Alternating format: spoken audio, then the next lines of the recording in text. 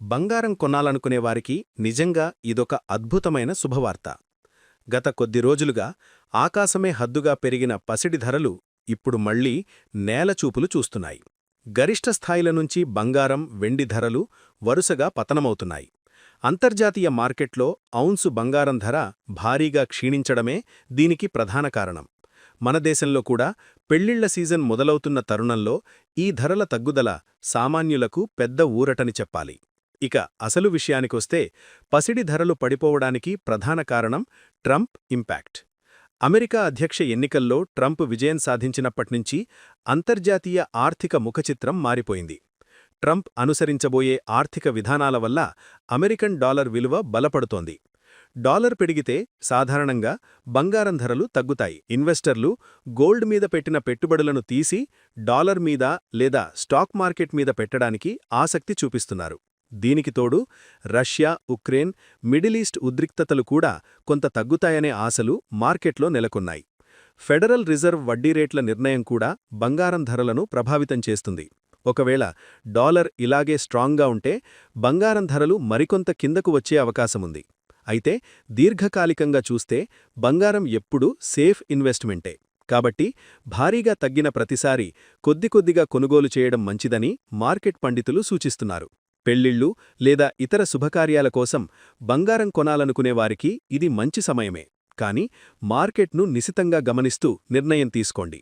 ముందుగా రేట్లను ఒక్కసారి గమనిస్తే హైదరాబాదులో 10 గ్రాముల 24 క్యారెట్ల బంగారం రేటు రూ.54,110 వద్ద కొనసాగుతోండగా 22 క్యారెట్ల రేటు రూ.141,540 వద్ద ట్రేడవుతోంది. విజయవాడ, విశాఖపట్నం నగరాల్లో ఇవే ధరలు కొనసాగుతున్నాయి. బంగారం ధరల కంటే ఎక్కువగా వెండి ధర పతనమైంది. దేశీయంగా హైదరాబాద్ నగరంలో సిల్వర్ రేటు ఇప్పుడు రూ.20,000 తగ్గడంతో కేజీకి రూ.2,80,000 వద్ద కొనసాగుతోంది. అసలు ధరలెందుకు తగ్గుతున్నాయి? దీనికి 3 ప్రధాన కారణాలున్నాయి. మొదటిది బలపడుతున్న డాలర్. అంతర్జాతీయంగా బంగారం ట్రేడింగ్ ఎప్పుడూ డాలర్లలోనే జరుగుతుంది. అమెరికా ఎన్నికల ఫలితాల తర్వాత డాలర్ ఇండెక్స్ అనూహ్యంగా పెరిగింది. ఇక్కడ ఒక సింపుల్ లాజిక్ గుర్తుపెట్టుకోండి. డాలర్కి, గోల్డ్కి ఎప్పుడూ పడదు. డాలర్ విలువ పెరిగితే ఇతర దేశాల కరెన్సీలలో బంగారం కొనడం చాలా ఖరీదైన వ్యవహారంగా మారుతుంది. దీనివల్ల గ్లోబల్ మార్కెట్లో డిమాండ్ తగ్గి ఆటోమేటిక్గా ధరలు పడిపోతున్నాయి. ప్రస్తుతం డాలర్ పవర్ఫుల్గా ఉండడమే పసిడి పతనానికి ఫస్ట్ రీజన్. ఇక రెండోది ట్రంప్ విజయం మరియు ఆయన ప్రకటించిన టారిఫ్స్. డొనాల్డ్ ట్రంప్ మళ్లీ అధికారంలోకి రాబోతుండటంతో ఆయన అమెరికా ఫస్ట్ పాలసీని గట్టిగా అమలు చేస్తారని మార్కెట్ గట్టిగా నమ్ముతోంది. ఆయన రాకతో అమెరికా ఆర్థిక వ్యవస్థ మరింత బలోపేతమవుతుందని ఇన్వెస్టర్లు భావిస్తున్నారు. అందుకే సురక్షితమైన పెట్టుబడి అని పిలిచే బంగారం నుంచి తమ డబ్బును తీసి ఎక్కువ లాభాలు వచ్చే స్టాక్ మార్కెట్లలో పెడుతున్నారు. ఇన్వెస్టర్ల ఫోకస్ గోల్డ్ నుండి ఈక్విటీకి మారడం వల్ల బంగారం షైనింగ్ తగ్గుతోంది. మూడో కీలక అంశం అమెరికా ఫెడరల్ రిజర్వ్ వడ్డీరేట్లు. ఫెడ్ వడ్డీరేట్ల విషయంలో తీసుకునే నిర్ణయాలు గోల్డ్ మార్కెట్ను టెన్షన్ పెడుతున్నాయి. సాధారణంగా వడ్డీరేట్లు ఎక్కువగా ఉంటే బంగారం లాంటి వడ్డీలేని ఆస్తులపై పెట్టుబడి పెట్టడానికి ఎవరూ ఆసక్తి చూపరు. ఇన్ఫ్లేషన్ అదుపులోకి వస్తోందన్న సంకేతాలతో ఫెడ్ తన వైఖరిని మారుస్తోంది. ఈ అనిశ్చితి వల్ల కూడా గోల్డ్ మార్కెట్ ఒత్తిడికి లోనవుతోంది. డాలర్ పెరగడం, ట్రంప్ ఎకనామిక్ పాలసీలు, ఫెడ్ రేట్ల ప్రభావం ఈ మూడూ కలిసి ఇప్పుడు మనకు బంగారం ధరలను తగ్గిస్తున్నాయి. ఇది కొనేవారికి మంచి అవకాశమే అయినా మార్కెట్ కదలికలను గమనిస్తూ ఉండాలి. మరి మన ఇండియా పరిస్థితేంటి? మన దగ్గర బంగారమంటే కేవలం ఇన్వెస్ట్మెంట్ కాదు, అదొక ఎమోషన్. ప్రస్తుతం పెళ్లిళ్ల సీజన్ నడుస్తోంది. ధరలు తగ్గుతుండటంతో మధ్యతరగతి కుటుంబాలకు ఇది పెద్ద రిలీఫ్ అని చెప్పాలి. ప్రభుత్వం గత బడ్జెట్లో ఇంపోర్ట్ డ్యూటీ తగ్గించడం కూడా మనకు కలిసొచ్చింది. కానీ ఇక్కడొక చిక్కుంది. అంతర్జాతీయంగా ధరలు తగ్గినా రూపాయి విలువ డాలర్తో పోలిస్తే పడిపోతుంటే మనకు ఆశించిన స్థాయిలో ధరలు తగ్గకపోవచ్చు. అందుకే గ్లోబల్ మార్కెట్లో 5% తగ్గితే మన దగ్గర 2-3% మాత్రమే తగ్గుదల కనిపిస్తోంది. ముందుగా మనమొకటి అర్థం చేసుకోవాలి. బంగారం ధర ఎప్పుడూ ఒకే లెవెల్లో ఉండదు. ఇది గాలిలో ఎగిరే పక్షిలాంటిది. ఒక్కోసారి ఆకాశానికి వెళుతుంది, ఒక్కోసారి కిందికి దిగి వస్తుంది. అంతర్జాతీయంగా యుద్ధాలు జరిగినప్పుడు, డాలర్ పడిపోయినప్పుడు రేట్లు పెరుగుతాయి. ఇప్పుడు అమెరికాలో ట్రంప్ రాకతో డాలర్ స్ట్రాంగ్ అయింది, అందుకే ధరలు తగ్గుతున్నాయి. కానీ గుర్తుపెట్టుకోండి, 20 సంవత్సరాల క్రితం బంగారం ధర ఎంత, 10 సంవత్సరాల క్రితం ఎంత, ఈరోజు ఎంత? దీర్ఘకాలంలో బంగారం ఎప్పుడూ పైకే వెళుతుంది. కాబట్టి ఈ చిన్న చిన్న తగ్గుదలలను చూసి భయపడాల్సిన అవసరం లేదు. ఇక అసలు విషయానికొస్తే, ఇప్పుడు కొనాలా? నా సలహా ఏంటంటే, మీ ఇంట్లో వచ్చే 3-4 మంత్స్లో పెళ్లిళ్ళు లేదా శుభకార్యాలుంటే ఖచ్చితంగా ఇది మంచి సమయమే. ఎందుకంటే రేపు మళ్లీ ఏదైనా అంతర్జాతీయ మార్పు వస్తే రేట్లు పెరగొచ్చు.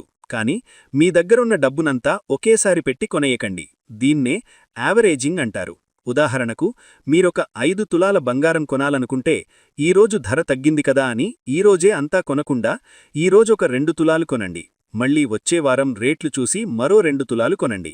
ఇలా చేయడం వల్ల మీరు బెస్ట్ ప్రైస్ పొందే అవకాశం ఉంటుంది. ఒకవేళ మీరు కేవలం పెట్టుబడి కోసమే బంగారం కొనాలనుకుంటే, బిస్కెట్లు లేదా కాయిన్స్ కంటే సావరెన్ గోల్డ్ బాండ్స్ లేదా గోల్డ్ ఈటీఎఫ్ల వైపు చూడండి. ఆభరణాలు కొంటే మేకింగ్ ఛార్జీలు, తరుగు పోతాయి. కానీ ఇన్వెస్ట్మెంట్ పరంగా డిజిటల్ గోల్డ్ బెటర్. ధరలు ఇంకా తగ్గే అవకాశముందా అంటే అవును, మరో 2-3 వేల వరకు తగ్గే ఛాన్స్ ఉందని ఎనలిస్టులు చెప్తున్నారు. కాబట్టి ఒకేసారి కాకుండా పార్ట్గా ఇన్వెస్ట్ చేయండి. మనం బంగారం ధరల గురించి మాట్లాడుకుంటున్నాం, కానీ వెండి చేస్తున్న విశ్వరూపం అంతా ఇంతా కాదు. జనవరిలో కిలో వెండి 4 లక్షల రూపాయల మార్కును తాకుతుందని ఊహించిన మార్కెట్ ఇప్పుడొక్కసారిగా కుప్పకూలింది. జనవరి 20 ఆఖరి వారంలో వెండి కిలో 3 లక్షల నుంచి 3.5 లక్షల వరకు పలికింది. కానీ ఫిబ్రవరి మొదటి వారం వచ్చేసరికి సీన్ మారిపోయింది. ఎంసీఎక్స్ మార్కెట్లో వెండి లోవర్ సర్క్యూట్ని తాకింది. అంటే అమ్మేవారు తప్ప కొనేవారు లేని పరిస్థితి. ప్రస్తుతం మార్కెట్లో వెండి కిలో 2,70,000 నుంచి 2,80,000 రూపాయల మధ్య ట్రేడవుతోంది. అంటే దాదాపు 30-40% పతనం. ఇంతటి భారీ కుదుపుకు కారణాలు కేవలం మన దేశంలోనే లేవు.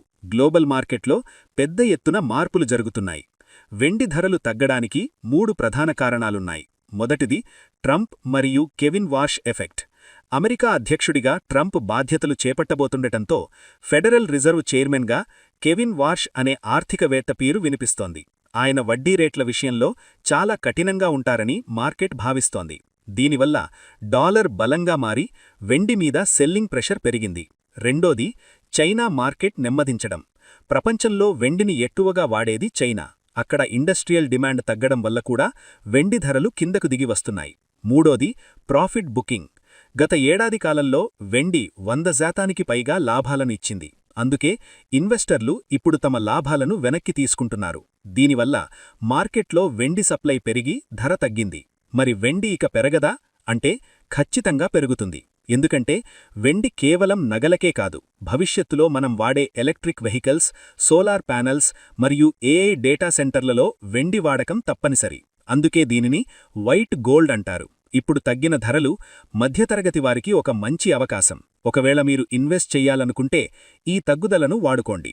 కిలోకు 2.5 లక్షల లోపు వస్తే అది బెస్ట్ బయింగ్ ప్రైస్ అని నిపుణులు చెప్తున్నారు. ధరలు ఎప్పుడూ ఒకేలా ఉండవు, కాబట్టి అతిగా ఆలోచించి సమయాన్ని వృధా చేయకండి. ధర తగ్గింది అనిపించినప్పుడు కొద్దిగా కొనుగోలు చేస్తూ వెళ్లడమే తెలివైన పని. ఈ వీడియో మీకు ఉపయోగపడిందని ఆశిస్తున్నాను. ఇలాంటి మరిన్ని జెన్యూన్ అప్డేట్స్ కోసం మన కోలుగూరి 24/7 న్యూస్ టీవీని సబ్స్క్రైబ్ చేసుకోండి.